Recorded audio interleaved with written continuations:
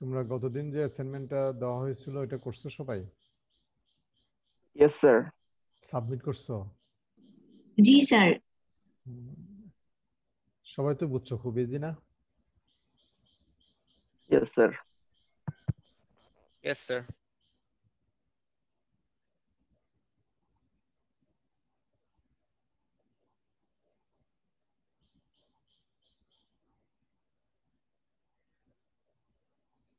এখনো তো কেউ কেউ দাও নাই দেখা যাচ্ছে। রোল 3 কি দাও নাই? রোল 3 রোল 3 সাব কেন? স্যার আমি ভেবেছিলাম আজকে রাতে সাবমিশন। 8 AM বলা ছিল তো ক্লাসের আগে, যাতে তোমরা না বুঝলে আমরা একটু ডিসকাস করতে পারি। স্যার আমি টাইমটা নোটিস করিনি। রোল 18 দাওনি, 22 দেয়নি, তারপর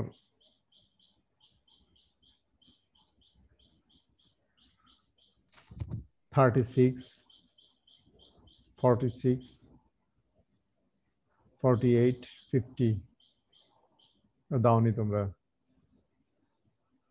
আর যারা ওল্ড বেসের আছো তোমরা ইয়াতে অ্যাড হনি টিমসে? হ্যাঁ 15 বেসের আছো? 15 বেসের তো 3 জন আছো। 15 বেসের কি প্রেজেন্ট আছো? হুম,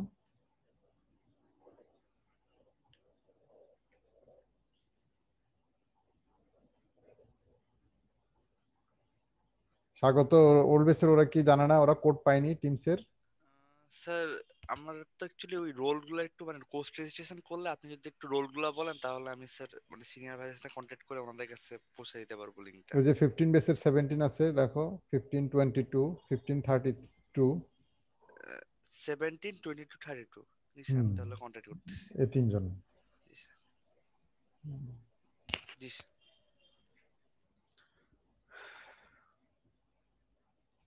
তাহলে গত ক্লাসটা তোমরা ভালোভাবে বুঝেছো তাই না? এটা একটা ইম্পর্টেন্ট ক্লাস ছিল।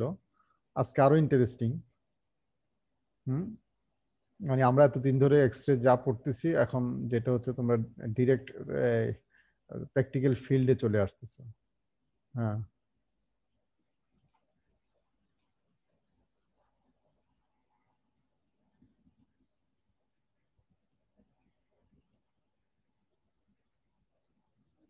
সবাই দেখতে পাচ্ছ? Yes sir. তাহলে আমরা শুরু করি আজকে। আজকে যেটা আমরা করব হচ্ছে আমরা তো এক্সরে ডিফ্রেকশনের গত যে স্ট্রাকচার ফ্যাক্টর দেখলাম, স্ট্রাকচার ফ্যাক্টর থেকে তুমি যে স্ট্রাকচার ফ্যাক্টরের ইকুয়েশনে যদি তুমি বসিয়ে দাও একটা ক্রিস্টাল স্ট্রাকচারের জন্য প্রবাবল কোন কোন প্লেন থেকে তোমার রিফ্লেকশন, আমরা এটাকে ডিফ্লেকশন বলি কিন্তু সুবিধার জন্য রিফ্লেকশনও বলতে পারি, যদিও ডিফ্লেকশন রিফ্লেকশনের কনসেপ্ট ডিফারেন্ট। তো প্রবাবল 5টা 6টা এরকম তুমি অনেকগুলো বের করতে পারবা, কারণ আসলে তো তুমি যদি প্লেন লিখতে চাও, তুমি আরবিটারি প্লেন যদি লিখতে চাও, প্লেন তো অনেক লিখতে পারবা, অনেক লেখা যাবে, কিন্তু সবগুলা থেকে ডিফ্লেকশন হবে না। যে কোনটা থেকে হবে হবে না সেটা কি কিসের উপর তোমার স্ট্রাকচার ফ্যাক্টর ক্যালকুলেশন করবা, করে সেখানে যদি ভ্যালু যদি 0 আসে তাহলে বুঝতে হবে যে এই প্লেন থেকে রিফ্লেকশন হবে না, আর যদি সেখানে একটা ভ্যালু আসে তাহলে বুঝতে হবে এখান থেকে রিফ্লেকশন হবে। এটা হচ্ছে মেটেরিয়ালস ক্যারেক্টারিস্টিক্স, এটা ফিক্সড, এটা তোমাদের কষ্ট করে বের করতে হবে না। এটা এই প্রতিটা এলিমেন্ট এন্ড কম্পাউন্ডস এর জন্য, ইভেন কি প্রতিটা ফেজের জন্য একই, যেমন আয়রনের মধ্যে অস্টেনাইট ফেজ আছে, আলফা ফেজ আছে, এই প্রতিটা ফেজের জন্য তোমার কোন কোন প্লেন থেকে ডিফ্রেকশন হবে এগুলো অলরেডি টেবুলাইজড, এগুলা তোমার tabulated in the form of, এটা পিডিএফ বলা হয়, মানে এক্সরে ডিফ্রেকশন ফাইল হিসাবে এটা আছে। এটা আমাদের এই মাইক্রোসফটের বা এআর পিডিএফ না, এটা হচ্ছে আমাদের এখানে ডিফ্রেকশনগুলো ফাইল করা থাকে প্রতিটা ইয়ের জন্য, এলিমেন্ট ফেজ কম্পাউন্ডের জন্য বলা থাকে এটা কোন ডিফ্রেকশন ইউজ করা হয়েছে। ধরো কপার কে আলফা ইউজ করতে পারে, মলিবডেনাম কে আলফা ইউজ করতে পারে, তার ক্রিস্টালের স্ট্রাকচারটা কি, তার লেটিস প্যারামিটার কি, এগুলা বলে তারপরে হচ্ছে যে বলবে যে কোন 2θ কোন অ্যাঙ্গেলে তার ডিফ্রেকশন হচ্ছে কত ইন্টেন্সিটি, রিলেটিভ ইন্টেন্সিটি পাওয়া যাবে, কত ইন্টেন্সিটি পাওয়া যাবে, এটা তার মেটেরিয়াল, এটা হচ্ছে মেটেরিয়ালস ক্যারেক্টারিস্টিক্স। এইগুলা ডাটাগুলো অ্যাভেলেবেল। এখন যেটা করে সেটা হচ্ছে তুমি তোমার স্যাম্পলের এক্সারসাইজ যে করবা করে তুমি টু থিটা বের করবা, অর্থাৎ যে যে পিকে তোমার পিক পাওয়া মানে কি ওখানে ডিফ্লেকশন পাওয়া। আমরা দেখছি এর আগে লাউই মেথডে ফটোগ্রাফি মেথড, সেখানে তোমার লাইন দেখতে পেয়েছো, এটা হচ্ছে ফটোগ্রাফি মেথড। আর এখন সেম জিনিস ডিফ্লেকশনটাকে আমরা পিক হিসেবে নিয়ে আসি, অর্থাৎ এটা ইলেকট্রিক্যাল সিগন্যালে এটা কনভার্ট করা হয় করে পিক হিসাবে আনা হয়। পিক মানে একটা পিক পাওয়া মানে হচ্ছে বোঝা গেল যে এখান থেকে ডিফ্লেকশন হচ্ছে। আর যেহেতু এটা তোমার অ্যাবসিসা হচ্ছে তোমার টু থিটা, তাহলে সেখান থেকে তুমি টু থিটা পেয়ে যাবে। টু থিটা পেলে তুমি যেহেতু ল্যামডা জানো, ইনসিডেন্ট বিমের ল্যামডা, তাহলে তখন তুমি কি করতে পারবা, তুমি জানবো হচ্ছে এই ডিএস স্পেসিং জানতে পারবা। তো এক্স রে ডিফ্লেকশন ফাইলগুলোতে তোমার যেটা দেওয়া থাকবে সেটা হচ্ছে টু থিটার করসপন্ডিং ডিফ্লেকশন প্লেনগুলো বলা থাকবে, এবং ওটা থেকে রিলেটিভ ইন্টেন্সিটি বা ইন্টেন্সিটি কত হবে, মানে তার পিকটার হাইট বলতে পারো বা এরিয়া বলতে পারো। এরপরে যেটা আসবে অথবা ডি এর করসপন্ডিং। কিন্তু টু থিটা হলে একটা অসুবিধা হচ্ছে যে টু থিটা ভেরি করবে তোমার ইনসিডেন্ট বিমের উপর। কারণ ইনসিডেন্ট বিম যদি ধরো কপার কে আলফা, এটা সম্ভবত 1.54, এটা না হয়ে যদি মোলিবডেনাম কে আলফা ইউজ করো, তাহলে দেখা যাবে 0.709 হচ্ছে অ্যাংস্ট্রম হচ্ছে তার ইনসিডেন্ট বিমের ওয়েভলেন্থ। তাহলে কি দাঁড়ালো যে তখন তাহলে টু থিটাতে চেঞ্জ হয়ে যায়, একই মেটেরিয়াল একই কিন্তু তুমি তখন টু থিটাটা তোমার চেঞ্জ হয়ে যাচ্ছে।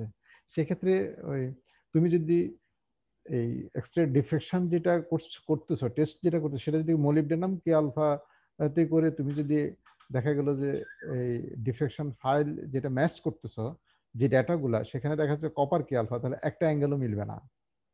আমার কথা কি বুঝছো কিনা? মিলবে না স্যার। এটা ম্যাচ করবে না। কিন্তু যদি ডিফ্রেকশন ফাইলটা করসপন্ডিং টু ডিএসপিসিং হয়, তাহলে তুমি যেই ইনসিডেন্ট বিমই ইউজ করো না কেন তখন আর এটা চেঞ্জ হবে না। অর্থাৎ ওই ডিফ্রেকশন অ্যাঙ্গেল থেকে তুমি যদি ডিতে কনভার্ট করে ফেলো, করসপন্ডিং ডিফ্রেকশন প্লেনের ডিএসপিসিংটা বের করে ফেলো, ডিএসপিসিং হচ্ছে যে মেটেরিয়াল ক্যারেক্টারিস্টিক্স, এটা কখনোই তোমার ইনসিডেন্ট বিম যেটাই করো না কেন ডিএসপিসিং আর চেঞ্জ হবে না। কথা কি বোঝা গেল? অতএব এটা ম্যাচ করতে গেলে তখন তোমাদের যদি ম্যানুয়ালি করতে চাও, তাহলে তোমাদের কি করতে হবে, এই জিনিসটা খেয়াল রাখতে হবে যে আমার ইনসিডেন্ট বিম ওরা কি ইউজ করছে, আমি কি ইউজ করছি, ম্যাচ হচ্ছে কিনা। Then you can compare the X-ray diffraction pattern আমরা বলি with the X-ray diffraction data available.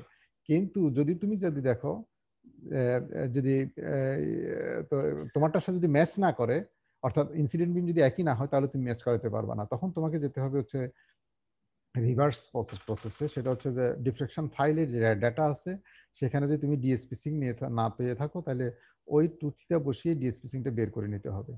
করে তারপর তুমি তোমার যে প্যাটার্ন পেয়েছো সেই প্যাটার্নের ডিএসপিসিং এর সাথে বের করে কম্পেয়ার করতে হবে। এইভাবে করে তুমি মেটেরিয়াল আইডেন্টিফাই করতে পারো। আমরা আজকে যেটা দেখবো যে কিভাবে পাউডার মেথডে এটা অ্যাপ্লাই করা যায় এবং ফেজ আইডেন্টিফাই করতে পারো, এবং এই ফেজটাকে কিভাবে তুমি কোয়ান্টিটিভলি মেজার করতে পারো, এই জিনিসগুলো এখানে বলা আছে।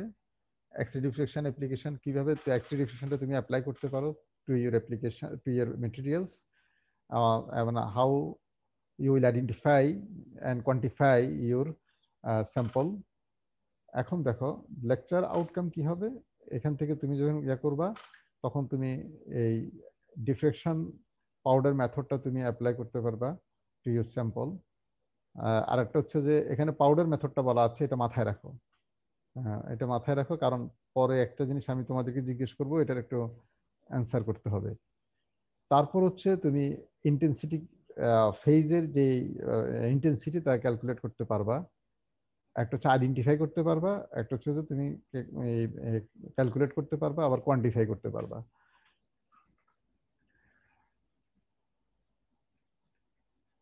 এখন দেখো আমরা শুরু করি যে অ্যাপ্লিকেশন টু পাউডার মেথড। এখানে এই জিনিসটা আজকে কে বলবা?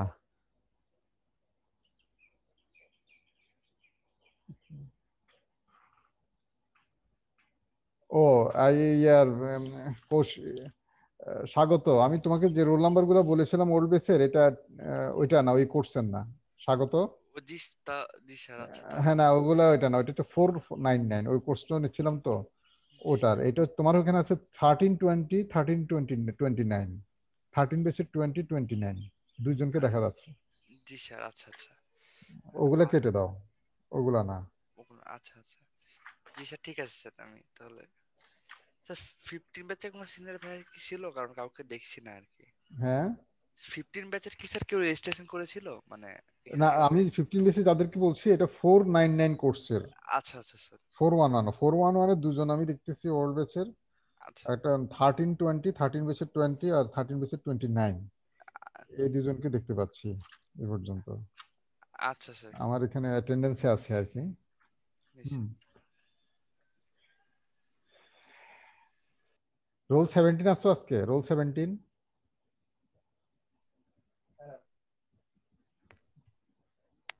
রোল 17 আছো? স্যার আছি স্যার। হ্যাঁ তোমাকে একটু দেখাও, ভিডিও অন করতে পারবা? তুমি কি স্যার পড়ছো? পারবো। ভিডিও অন করতে পারবা? অপশন আছে? জি হুম। স্যার। তুমি পড়ছিলা লেকচারটা? স্যার আজকে পড়ে আসেনি। পড়ে আসো নাই? জি স্যার। রোল 17 পড়ে আসো নাই? রোল 34 আছো? Yes sir. 34 ভিডিও অন করো। স্যার আমার ওয়েবক্যামটা নষ্ট হয়ে গেছে। আচ্ছা পড়ছো তুমি? না স্যার, দেখা হয় নাই। তো না পড়লে কেমন হবে? আমি তো শুরুতে বললাম যে তোমাদেরই পড়তে হবে, আমি একটু একটু করে তোমরা বললে আমি ক্লিয়ার করে দিব তোমরা যেটা বুঝবা না। হুম। রোল 40, 40 আছো? জি স্যার। পড়ছো তুমি? জি স্যার। হ্যাঁ বলো তাহলে। স্যার এই স্লাইডে শুধু এমনিতেই পাওয়ার মেথড ইন্ট্রোডাকশন আর কি কি ফ্যাক্টরের উপর ডিপেন্ড করে এটা আর কি স্যার বলা আছে। বলো। Any application to Powder method. Any calculation of the intensity of a diffracted beam must always begin with structure factor. The remainder of the calculation, however, varies with the particular diffraction method involved. There are 6 factors affecting the relative intensity of the diffraction lines on a powder pattern. Polarization factor, structure factor, multiplicity factor, Lorentz factor, absorption factor, temperature factor. তো ফার্স্টে ওই যে polarisation factor সম্পর্কে মানে বলছে, polarisation factor is associated with scattering of unpolarised electromagnetic radiation. এই যে এটা আমরা ওই যে স্ট্রাকচার ফ্যাক্টরের সময় পড়ার সময় এটা দেখছিলাম আর কি, ওটাকে আমরা বলছিলাম। হ্যাঁ মানে এখানে যেটা বলা হচ্ছে সেটা হচ্ছে যে তুমি যখন ইন্টেন্সিটি ক্যালকুলেশন করতে যাবা জিনিসটা অত স্ট্রেট ফরওয়ার্ড না। আমরা এর আগে বলছিলাম, খেয়াল করো, যে ওই যে স্ট্রাকচার ফ্যাক্টর ক্যালকুলেশন করার জন্য যে ওখানে দেখলাম যে amplitude is proportional to the intensity, তাই না? তো যদি হয় তাহলে প্রপোর্শনালের মধ্যে কিন্তু অনেকগুলো ফ্যাক্টর আছে আর তখন বলছিলাম সেই জিনিসগুলো এখানে কনসিডার করতে হবে। সেই জন্য এখানে যদি করতে হয় তোমার 4-6টা জিনিস ইনক্লুড করতে হবে, মানে 5টা জিনিস উইথ স্ট্রাকচার ফ্যাক্টর। মানে স্ট্রাকচার ফ্যাক্টরের এডিশনাল তোমার আরো 5টা ফ্যাক্টর করতে হবে, তার ভিতরে একটা গেল polarisation factor.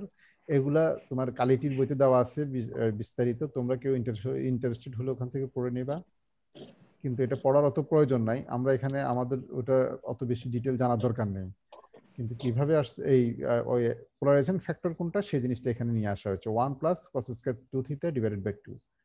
Sir relative intensity বিষয়টা কি স্যার? কি রিলেটিভ ইন্টেন্সিটি আসতেছি সেটা পরে, এটা লাগবে আমি পরে আমরা যখন কোয়ান্টিটেটিভ অ্যানালাইসিস করব তখন বলবো। তো পোলারাইজেশন ফ্যাক্টর যেটা, তাহলে 1 plus cos square 2 theta divided by 2 এটা হচ্ছে পোলারাইজেশন ফ্যাক্টর। আর স্ট্রাকচার ফ্যাক্টর এখানে তোমরা যেটা দেখছো ও যেটা বললো এটা তো তোমরা বেরই করছো, তাই না? এটা নিয়ে তোমরা ক্যালকুলেট করছো, এটা ডেরিভেশনটা তোমরা পড়ো নাই, এটা দরকার নেই, কিন্তু তোমরা এটা ভালোভাবে জানো স্ট্রাকচার ফ্যাক্টরটা কি। এরপরে আমরা চলে যাই যে মাল্টিপ্লিসিটি ফ্যাক্টর। এটা সম্পর্কে কেউ বলতে পারবা মাল্টিপ্লিসিটি ফ্যাক্টরটা কি? আমি চেষ্টা করব স্যার। হ্যাঁ আমি চেষ্টা করব স্যার। অন্য কেউ কি পারবা? তুমি ছাড়া অন্য কেউ পারবে? জি স্যার পারবো। কে তুমি? কত? 4। 4। আর কেউ? এটা পারা উচিত। দেখি আমি স্যার জিজ্ঞেস পারবো। করি কে স্যার তুমি? আমিও পারবো রোল স্যার আমিও 5। পারবো। রোল 5 বলো। স্যার এখানে মাল্টিপ্লিসিটি ফ্যাক্টরে বলেছে যে একটা ক্রিস্টাল দেখা যায় যে বিভিন্ন প্লেনে মানে অনেকগুলো প্লেনে দেখা যায় যে যাদের স্পেসিং সেম তাদের জন্য ইন্টেন্সিটিটা সেম আসবে। যেমন এখানে কিউবিক এর জন্য লেখা আছে যে এইচকে এর যদি ইন্ডেক্সটা হয় একটা প্লেনের, তাহলে এরকম 48টা প্লেন পাওয়া যাবে যাদের জন্য হচ্ছে স্পেসিংটা সেম হবে, মানে প্লেন গুলার প্লাস হচ্ছে যে ইয়াটা রিফ্লেকশনটা সেম আসবে। আবার যদি স্যার এমন হয় যে দুইটা ইন্ডেক্স সেম, যেমন এইচ এন্ড এম, মানে হচ্ছে প্রথম দুইটা সেম, যেমন 1 এল এর জায়গায় 2 করতে পারে, তো ওরকম হলে হচ্ছে যে 24টা এরকম প্লেন পাওয়া যাবে যারা হচ্ছে যে সেম হবে। তো স্যার এভাবে আর কি এখানে নিচে হ্যাঁ, বলা আছে বিভিন্ন ও ও প্লেনের সুন্দর, শোনো, ও সুন্দরভাবে ক্লিয়ারলি বলছে। সবাই কি বুঝেছো? মানে তোমার আমি আরেকটু ক্লিয়ার করি। সাপোজ তুমি যদি এখানে তাকাও 001 লাস্টে দেখো 00L, এল মানে কি 001, তাই না? এল হচ্ছে যে 1 2 3, এল এর ভ্যালু তুমি যা ইচ্ছে বসাইতে পারবা। 001 আমি যদি একটাই ধরি, এখন ধরো 001 প্লেন যেটা, এটা থেকে ডিফ্লেকশন হবে, কিন্তু কথা হচ্ছে যে ডিফ্লেকশনটা প্লেন থেকে হবে ঠিক আছে, কিন্তু আরো রিলেটিভ প্লেন আছে যেগুলোর একই ডি স্পেসিং। কথাটা কি বুঝছো? যেমন তুমি যদি এখন 001, এটা ঠিক আছে একটা প্লেন, আরেকটা 010 প্লেন, এটা আরেকটা প্লেন না? বলো। Yes sir. কিন্তু ডি স্পেসিং কি ডিফারেন্ট হবে? কিউবিক সেমই হবে স্যার। কিউবিকে সেম হবে। তাহলে 100 সেটা এটা একই হবে, হবে কিনা? তার মানে দেখা গেল কি 001 যদিও বলতেছে ডিফ্লেকশন হচ্ছে, কিন্তু এই ডিফ্লেকশন বিমের যে ইন্টেন্সিটি আসবে সেখানে আরো দুটো প্লেন আসছে, 3টা, কিন্তু এখানে 6টা কেন আসতেছে? এখন দেখো তুমি যদি -1 ধরো, 00-1, এটা তো একটা ডিফারেন্ট প্লেন না? জি স্যার বলা যায়। হ্যাঁ, ঠিক মাইনাস দিয়ে তো 3টা প্লেন আসবে, আসবে কিনা? জি স্যার আসবে না? সেটা বলা যায়।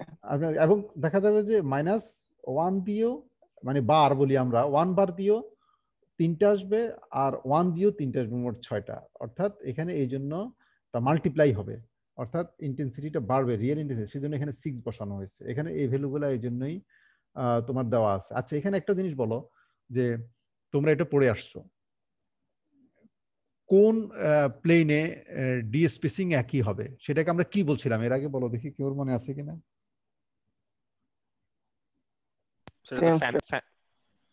Family of planes. হ্যাঁ, family of planes.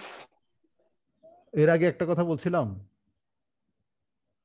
Family of planes মনে ফ্যামিলি অফ পড়ছে প্লেন, স্যার। ঠিক আছে। স্যার কিন্তু স্যার হবে তো জোন এক্সিস কথা বলছিলাম। জোন এক্সিস এর কথা বলেছিলেন, কিন্তু জোন এক্সিস এক হলে যে তাদের এবং তোমাদেরকেও যখন কোনটা দেখানো হয়েছিল, বলা হচ্ছিল যে যখন এটা ইউআরল স্পিয়ার দেখানো হলো, একই জোন এক্সিসে যে প্লেনগুলা অবস্থান করবে সেগুলা থেকে ডিফ্লেকশন হবে এবং এগুলার একই ডি স্পেসিং হবে। জোন এক্সিস কথাটা তোমাদেরকে বলা হয়েছিল যে এটা হচ্ছে যে সেই জিনিস। অনেকগুলো ডি স্পেসিং দেখা যাচ্ছে, একই প্লেন বা ডিফারেন্ট প্লেনের একই ডি স্পেসিং হবে, ওগুলো একই জোন এক্সিসে থাকবে। একই জোন এক্সিস না থাকবে, কিন্তু স্যার একই ডিবাই কোণের উপর থাকবে, কেননা জোন এক্সিস এর চারদিকে তো অনেকগুলো কোণ থাকতে পারে, কিন্তু ডিফ্রাকশন অ্যাঙ্গেল সেম হতে গেলে তো তাদের এই ডিবাই কোণ, মানে এই জোন এক্সিস যে কোণটা রয়েছে সেটা সেমি ভার্টিক্যাল অ্যাঙ্গেল মিলতে হবে। হ্যাঁ, মানে ওই কনসেপ্টটা ওইখান থেকে আসছে।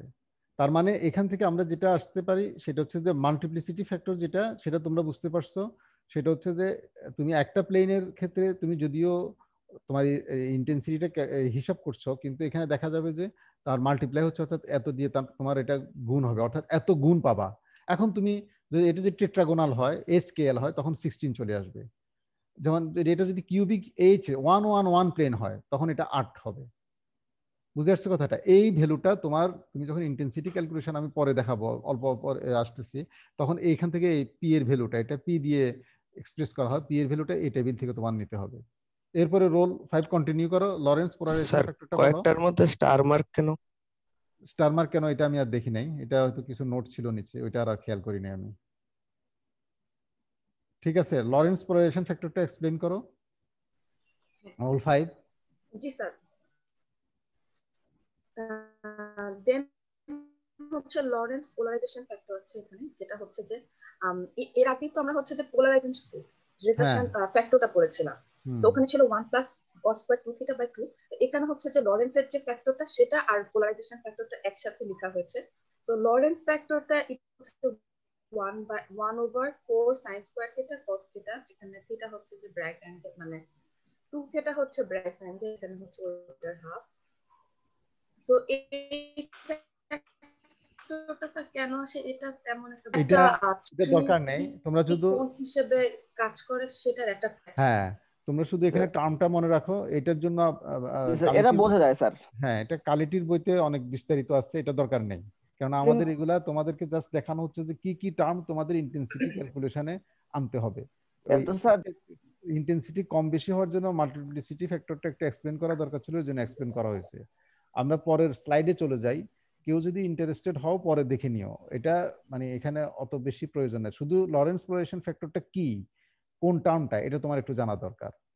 এরপরে অ্যাবজর্পশন এটা হচ্ছে যে ওইটা ছিল স্যার জাস্ট একটা সিলিন্ডার, একটা কোণের কোণ, একটা কোণ আর একটা সিলিন্ড্রিক্যাল স্ট্রিপের ক্রস সেকশনের কমন এরিয়া নিয়ে ক্যালকুলেশন। ওটা জিওমেট্রি এত জটিল না। কিন্তু স্যার ওইখানে 1/8 এর ফ্যাক্টরটা বাদ দেওয়া হলো কেন?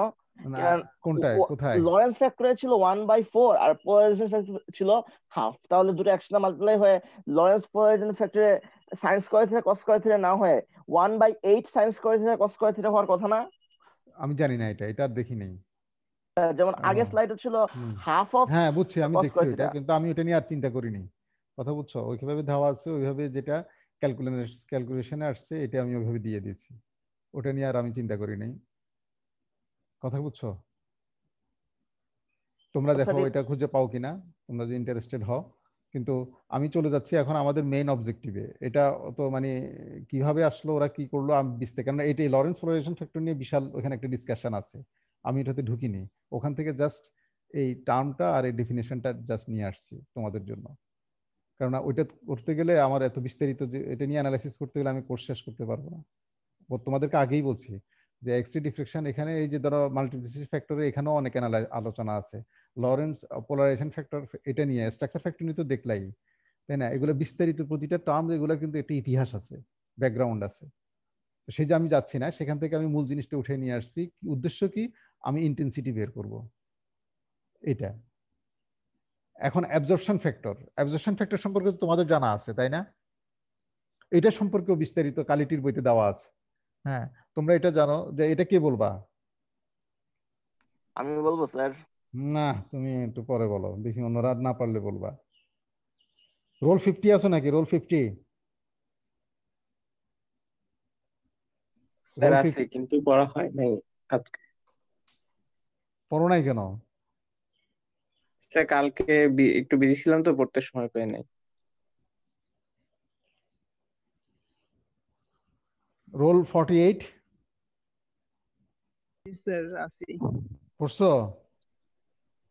না স্যার পড়া হয়নি। কে পড়ছো বলো দেখি, কে কে পড়ছো? আমি পড়েছি স্যার। আমি স্টুডেন্ট নাম্বার বলবা, আমি তো আর এমনি বুঝতেছি।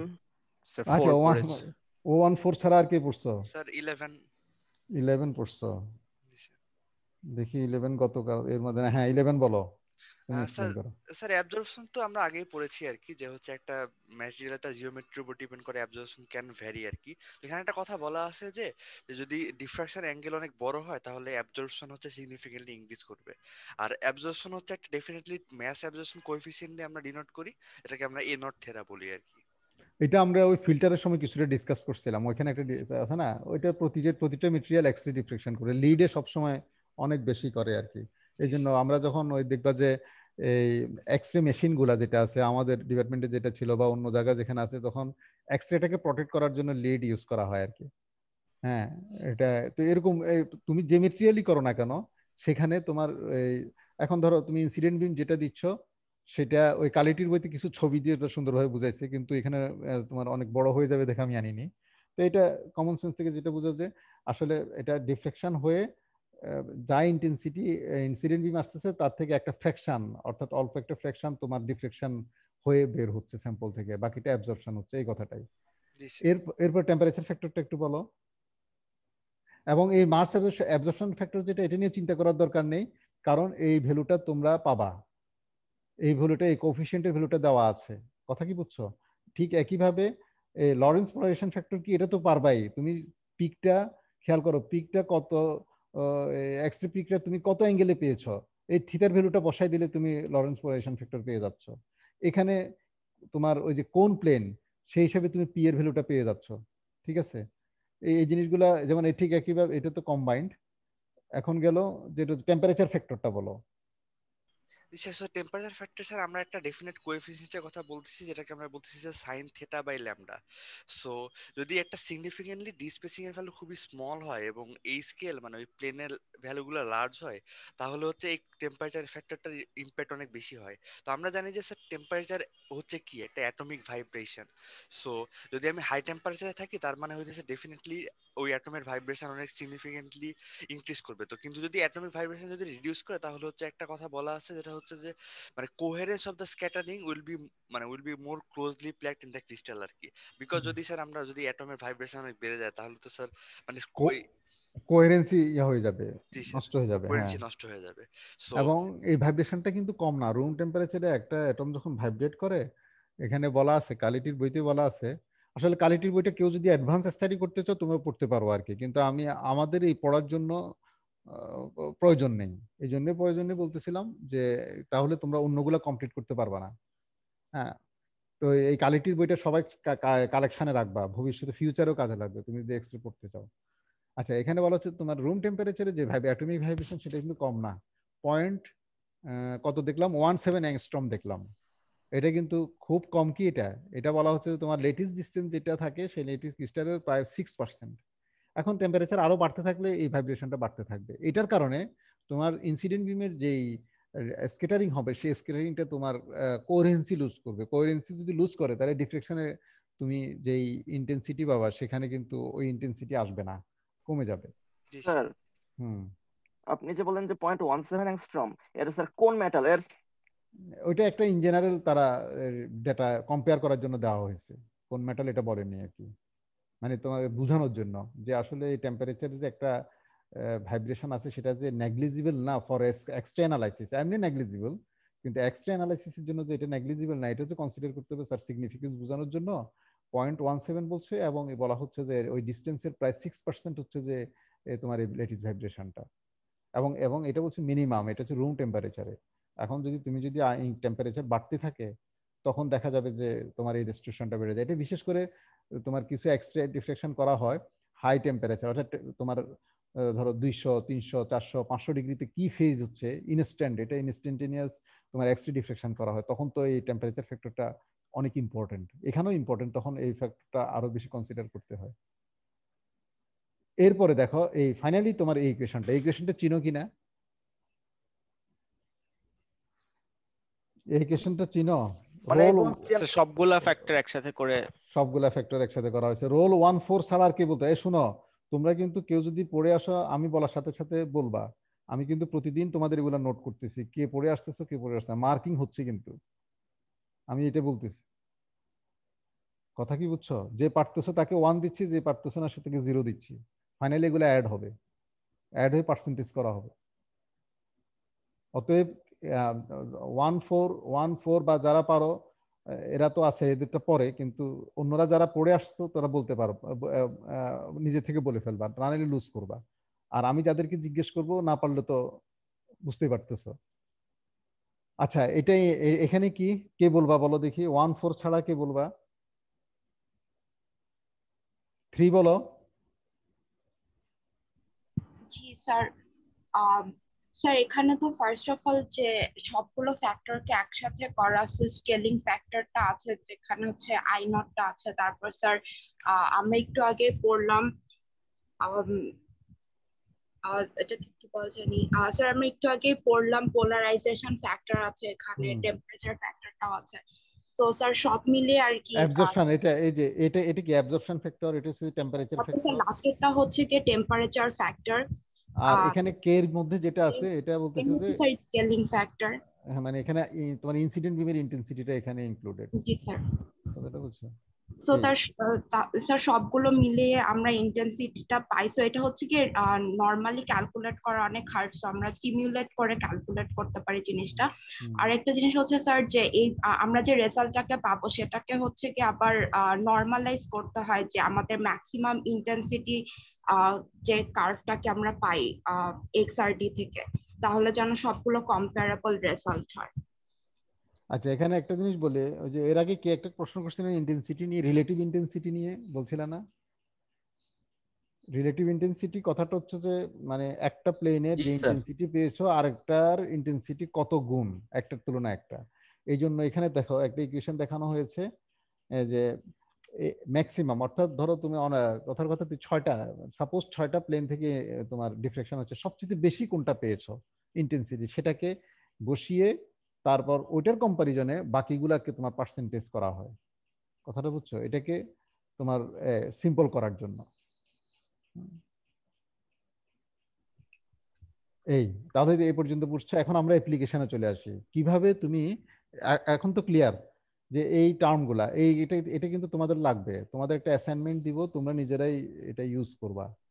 হ্যাঁ, এবং সব রিলেভেন্ট ডাটা তোমাদের দিয়ে দেওয়া হবে।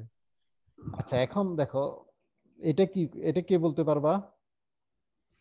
রোল 38 আছো?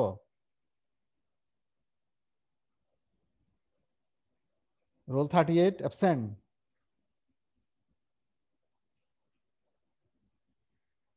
অ্যাবসেন্ট। রোল 36?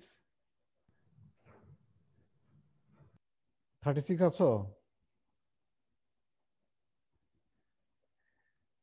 আমার কথা তোমরা অন্যরা শুনতে পাচ্ছ?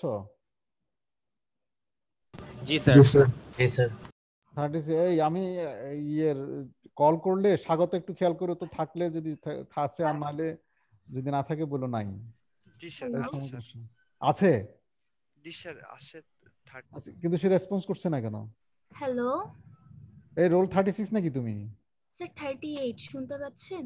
হ্যাঁ, এখন শুনতে পাচ্ছি। কোথায় ছিলা তুমি? তো টেবিলে। Search hello sir. পাইনি। রোল 36 আছো? হ্যালো, রোল 36 আছো? হ্যালো, রোল 36 আছো নাকি? হ্যাঁ স্যার। রোল 36 আছো? স্যার আছে স্যার, ওর ওই যে মাইক অন। হ্যাঁ জি স্যার, ও আছে আর কি, ওই যে মাইক অন করলো একটু আগে। হ্যাঁ স্যার, শুনতে পাচ্ছি স্যার, এখন শোনা যাচ্ছে? হ্যালো। হ্যাঁ, কি ব্যাপার, তুমি কোনো রেসপন্স করতেছো না কেন? Hello sir. জি স্যার। তুমি কি ক্লাসে আছো? জি স্যার আছি, এখন শুনতে পাচ্ছি, বাইরে আসছি স্যার। না না, ঘরের মধ্যে নেট পায় না ঠিক তুমি মতো। ক্লাসে থাকলে এর আগে আমরা কি ডিসকাস করছি? হ্যালো, দেখি আগের স্লাইডে কি ডিসকাস করছি, তুমি দেখছো? অ্যাবজর্পশনটা আমার দেখতেছিলাম আমরা। অ্যাবজর্পশনের পরে কত ঘটনা ঘটে গেল। স্যার রোল নেটের 38, সমস্যা স্যার, মাঝে মাঝে দেখা যায়, মাঝে মাঝে। রোল 38। Yes sir. হ্যাঁ, তুমি কি এটা এক্সপ্লেইন করতে পারবা? স্যার ট্রাই করে দেখতে পারি। তুমি পড়ছো কিনা? ট্রাই তো পরে, আগে পড়ে আসছো কিনা, দেখছো কিনা স্লাইডগুলো? স্যার দেখেছি একটু। হ্যাঁ, তাহলে বলো, ট্রাই করো। আচ্ছা স্যার, এখানে হচ্ছে গিয়ে ক্রিস্টাল ফেজের আইডেন্টিফিকেশন করা হয়েছে। তো হচ্ছে গিয়ে আইডেন্টিফিকেশন করার জন্য ডিফারেন্ট স্পেকট্রামগুলোকে কম্পেয়ার করা হয়েছে। আর হচ্ছে গিয়ে এইখানে হচ্ছে আমরা যে গ্রাফটা দেখছি, এখানে এক একটা, এটা গ্রাফ বলবা না, এটা বলবো আমরা এক্স ডিফ্লেকশন প্যাটার্ন বলবো আমরা এটাকে, এটা নরমাল গ্রাফ না। আচ্ছা ঠিক আছে। এমনি ঠিক আছে, গ্রাফ তোমাদের ভাষায় ঠিক আছে, কিন্তু আমরা এক্স এর ভাষায় এটাকে প্যাটার্ন বলে থাকি। জি স্যার। Deflection pattern.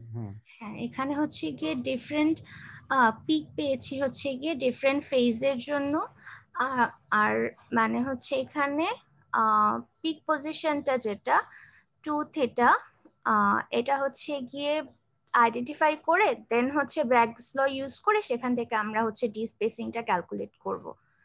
এটি। হ্যালো। হ্যাঁ শুনো, আচ্ছা এখানে যে ছবিটা তোমরা দেখতে পাচ্ছ, ওই যে সেই ছবিটা হচ্ছে যে একটা হাইড্রো অক্সিঅ্যাপাটাইট, হ্যাঁ একটা কম্পাউন্ড, তোমরা জানো এটা একটা মেটেরিয়াল। এটার তুমি এক্সআরডি করছো, তুমি এই এক্সিডিফিকেশন প্যাটার্নটা এরকম পেয়েছো। এই যে এই জায়গায় ডিফ্লেকশন হচ্ছে, এই জায়গায় ডিফ্লেকশন পিক পেয়েছো, এই জায়গায় এই এতগুলা জি পিক স্যার। তুমি পেয়েছো। আচ্ছা, তোমাদেরকে মনে একটা জিনিস বলা হয়নি, এটা আমি তাহলে নেক্সট ক্লাসে দেখাবো, যে স্যাম্পলটা কিভাবে প্লেস করতে হবে। প্রথম দিন যে ভিডিওটা দেখানো হয়েছিল ওই পার্টটা দেখানো হয়নি, তাই না? প্রথম দিন তোমাদেরকে যে ভিডিওটা দেখানো হয়েছিল শুধুমাত্র কিভাবে ডিফ্লেকশন হচ্ছে সেটুকু, কিন্তু স্যাম্পলটা কিভাবে প্লেস করা হচ্ছে, কিভাবে ডিটেক্টরটা মুভ করছে, এই জিনিসটা দেখানো হয়নি, তাই না? ক্লাস তো শেষ হয়ে যাচ্ছে, ওইটা একটু দেখানো দরকার।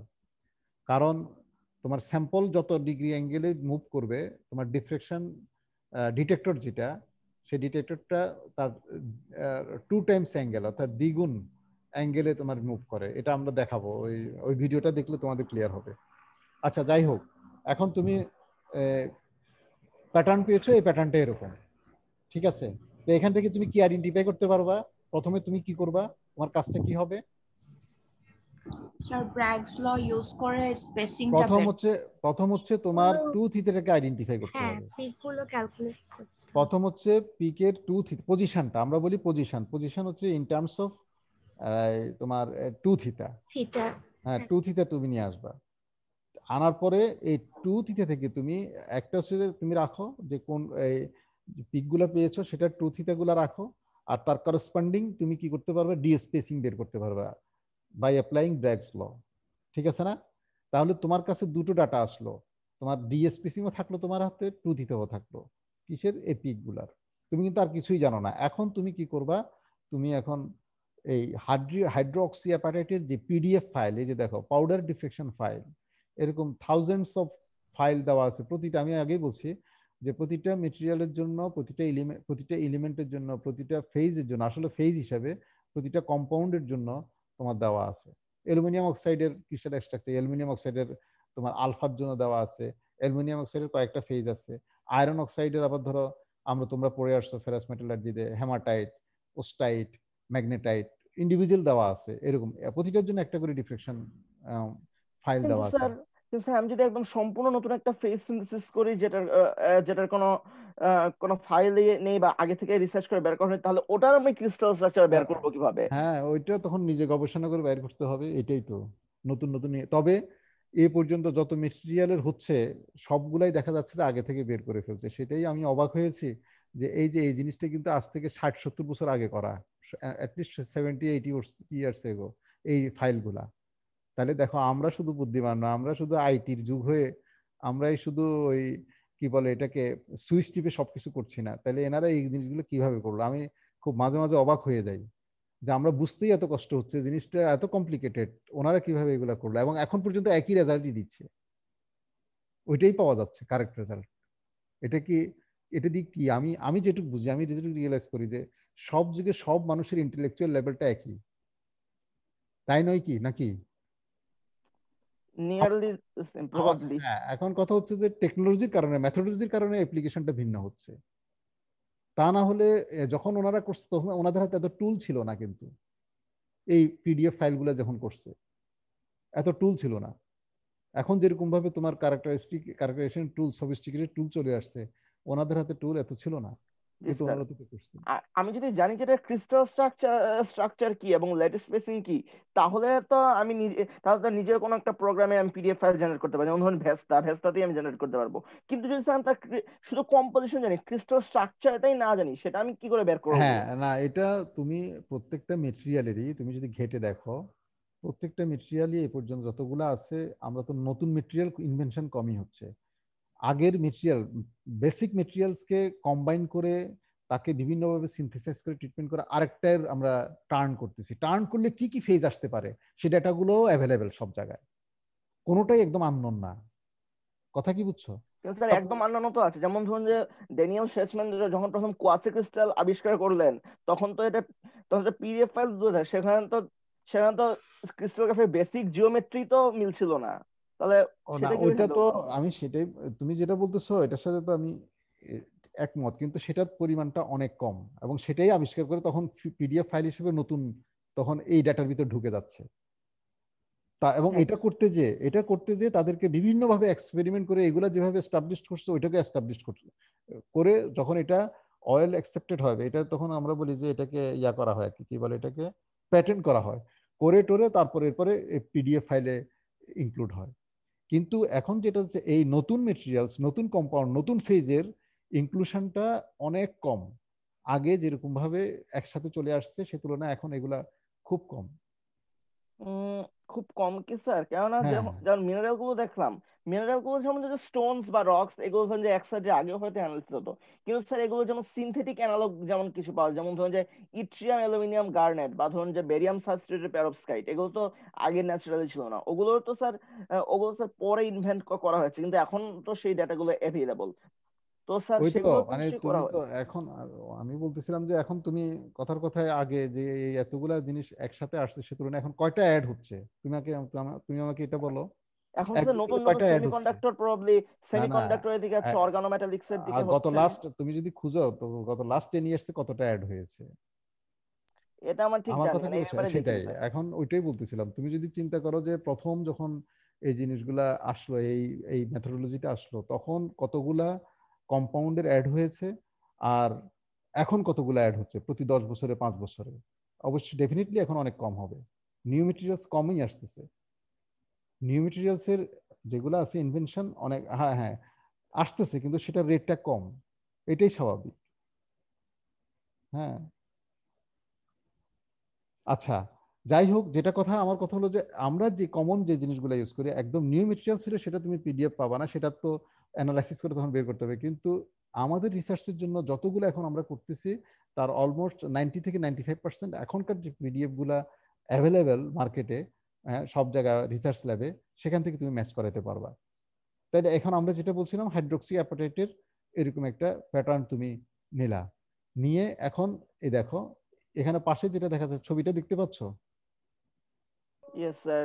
ছবিটা দেখতে পাচ্ছ? ডান পাশে আমি যে কথাটা বললাম, দেখো এখানে এই পিডিএফ ফাইলে একটা মেটেরিয়াল সম্পর্কে, একটা এলিমেন্ট সম্পর্কে, একটা ফেজ সম্পর্কে এই ডাটাগুলো দেওয়া থাকবে। এই দেখো, হ্যাঁ এই এখানে কি দেওয়া আছে দেখো, সিস্টেম কি হেক্সাগোনাল, ল্যাটিস, প্রিমিটিভ, এই যে এসজি দেওয়া আছে, সেল প্যারামিটার দেওয়া আছে, এর ভ্যালু, গামা, সব এখানে ক্রিস্টালের ইনফরমেশন গুলো দেওয়া আছে, মিনারেল নেম দেওয়া আছে, হাইড্রোক্সাইডের মলিকুলার ওয়েট, এগুলো সব দেওয়া আছে। এখন তুমি রেডিয়েশনটা কোথায়, এখানে রেডিয়েশনটা দেওয়া আছে কি? রেডিয়েশনটা স্যার কথা আলফা বিটা গামার নিচেই রেডিয়েশন কপার কে কে আলফা 1। কোথায় এটা? আলফা বিটা গামা যে লাইনটা লেখা এটার নিচেই স্যার। কপার কে আলফা, হ্যাঁ এই যে কপার কে আলফা 1.54, যেটা বলছিলাম 1.54 অ্যাংস্ট্রম। দেখছো, আজকে যদি এখানে মলিবডেনাম কে আলফা হতো তাহলে কিন্তু এই জিনিসটা চেঞ্জ হয়ে যেত। এখন এটা কপার কে আলফার জন্য, তখন এটা হচ্ছে যে হাইড্রোক্সি অ্যাপাটাইট যদি হয়ে থাকে, তখন দেখো এই এই এই ডিফ্লেকশন অ্যাঙ্গেল থেকে কি আসবে, তুমি ডিফ্লেকশন পাবা, এই পিক পাবা। পিক পেলে তখন তার এখানে একটা ইন্টেন্সিটি তারা ক্যালকুলেশন করছে, দেখো ম্যাক্সিমাম 999 আসছে, তাই না? 999। তারপর হচ্ছে এরপরে দেখো বিভিন্ন যেটা যেটা পাইছে সেটা নিয়ে আসছে, এবং এটা পাউডার স্যাম্পলের জন্য। এরপরে আমরা একটা বলছি না রিলেটিভ ইন্টেন্সিটিটা কি, ধরো 999টাকে ম্যাক্সিমাম ধরে, কথার কথায় তুমি এখন 32 অ্যাঙ্গেলের যে পিকটা পেয়েছো সেটা হচ্ছে যে 612, তাহলে তুমি করবা কি 612 ডিভাইডেড বাই 999, এটাকে 100% ধরে বাকি এটাকে পার্সেন্টেজে নিয়ে আসবা। এখন কথা হলো যে তুমি যখন ম্যাক্সিমাম পিক, যেমন এই যে এখানে তুমি দেখো কত আসছে, এটা 31.766, তাহলে এখানে ম্যাক্সিমাম হাইট এই যে পাশে দেখো দেখা যাচ্ছে এটাই সেই পিক হবে। কোন প্লেন? 211 প্লেন।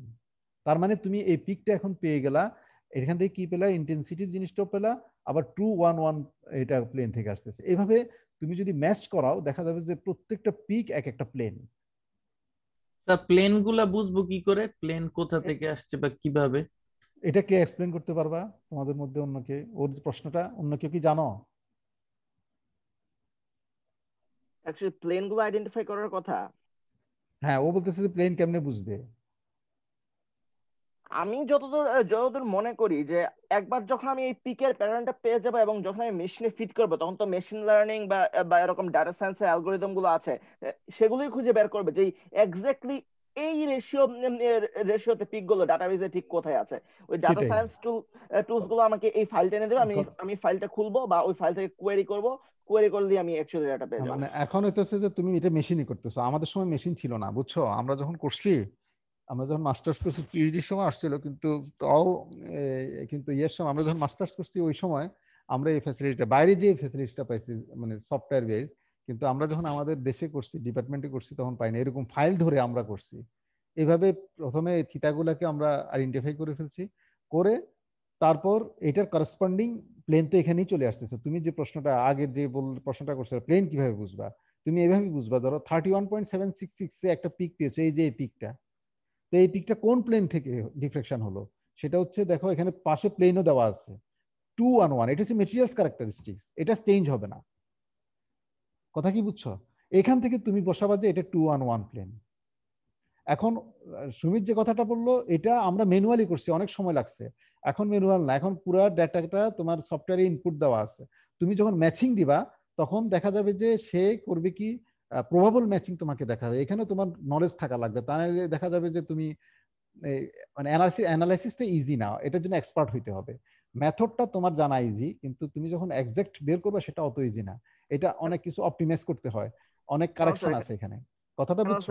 এখন স্যার এই যে সফটওয়্যার গুলো, এগুলো ডাটা সায়েন্স বা মেশিন লার্নিং টাইপ কিছু ইউজ করে না? ডাটা সায়েন্স, মেশিন লার্নিং এগুলো দিয়ে আর প্যাটার্ন রিকগনিশন করতে পারে না যে সফটওয়্যার গুলো আছে? মানে তোমার এই এক্সআরডির জন্য যেটা আছে না, কোনো এক্সআরডির জন্য আলাদা সফটওয়্যারই আছে।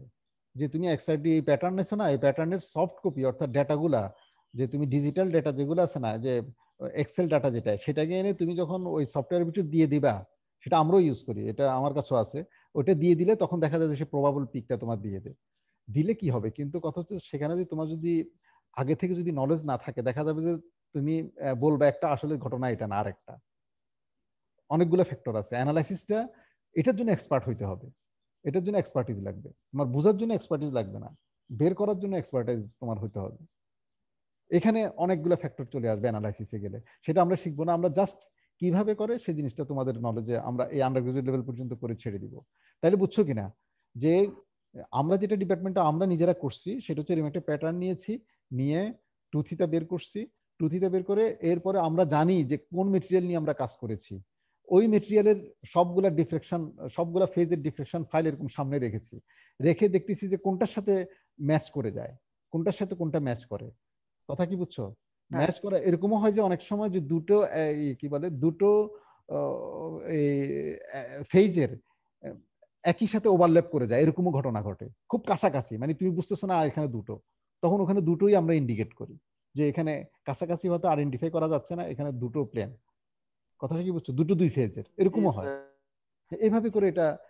এটা তো কিন্তু এটাও তো বুঝলাম যে সম্পূর্ণ নতুন নতুন একটা ফেজের আমি অ্যাকচুয়ালি প্লেন গুলো কি করে আইডেন্টিফাই করব?